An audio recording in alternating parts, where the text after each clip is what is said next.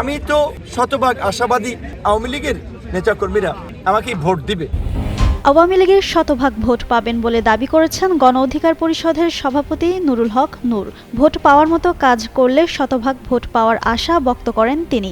বলেন, আওয়ামী লীগের শাসনামলে তার ফুপুর বাড়িতে ঈদের দাওয়াতে গেলে আওয়ামী লীগ ও সহযোগী সংগঠনের নেতাকর্মীরা তার উপর হামলা চালান। পরে হাজিরহাট লঞ্চঘাট এলাকায় ঢাকা যাওয়ার সময় তাকে বাধা দেওয়া হয়। তিনি বলেন, জুলাইয়ের পর চাইলে এসব ঘটনায় বিষয়ে মামলা করতে পারতেন, তবে তিনি তা করেননি।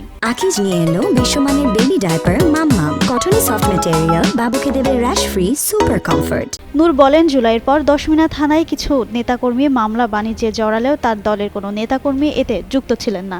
তার মতে, তিনি যদি ভোট পাওয়ার মতো কাজ করে থাকেন তবে আওয়ামী লীগের সমর্থকেরাও তাকে ভোট দেবেন। এ বিষয়ে তিনি নিশ্চিত আওয়ামী লীগের সমর্থকদের শতভাগ ভোট পাবেন। পটুয়াখালী দশমিনা উপজেলার বিএনপির আয়োজনে সাবেক প্রধানমন্ত্রী খালেদা জিয়ার রুহের মাগফিরাত কামনায় স্মরণসভা ও দোয়ার অনুষ্ঠানে এসব কথা বলেন ডাকসুর সাবেক ভিপি নুরুল হক নূর। তিনি ত্রয়োদশ জাতীয় সংসদে নির্বাচনে পটুয়াখালী ৩, দশমিনা ও গলাচিপা আসনে বিএনপির মনোনীত প্রার্থী। গেল বৃহস্পতিবার বিকেল ৪টায় সরকারি মডেল মাধ্যমিক বিদ্যালয় মাঠে এই স্মরণসভা ও দোয়া অনুষ্ঠিত হয়।